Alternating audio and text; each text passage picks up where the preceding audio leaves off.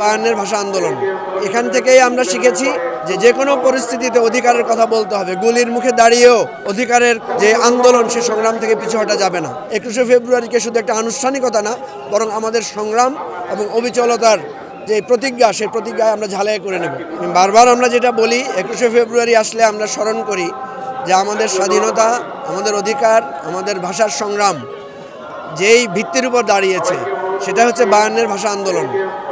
এখান থেকেই আমরা শিখেছি যে কোনো পরিস্থিতিতে অধিকারের কথা বলতে হবে। গুলির মুখে দাঁড়িয়েও অধিকারের যে আন্দোলন সে সংগ্রাম থেকে পিছু হটা যাবে না।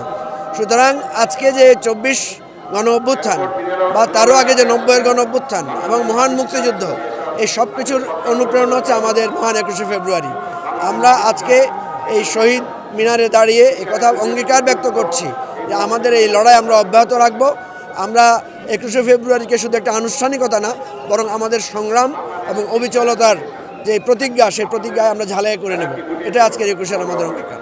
ফেসিবাদী যুগটা তো এমন ছিল যে শহীদ মিনারটাকেও তারা কক্ষিগত করে রেখেছিল। মতের বিরুদ্ধে, লোকদের বিরুদ্ধে স্লোগান দেয়া, এখানে কাউকে আসতে না দেয়া, এই ধরনের একটা আগল ছিল। এই 5ই আগস্টের পরে সকলের জন্য এই পথগুলো খোলা হয়েছে। সবচেয়ে বড় কথা হচ্ছে দেশ এবং জাতি আজকে মুক্তভাবে শ্বাস নিতে পারছে, অধিকারের কথা বলতে পারছে। এবং আজকে এখানে দাঁড়িয়ে আমরা বলবো যে আমরা আমাদের শত্রুদেরও অধিকার চাই। শত্রুদের একটা ন্যায় বিচার, এটাও তার অধিকারের অংশ। সুতরাং আমরা চিরশত্রুতা, চিরমিত্রতা বাদ দিয়ে দেশের জন্য সবাই ঐক্যবদ্ধভাবে কাজ করব।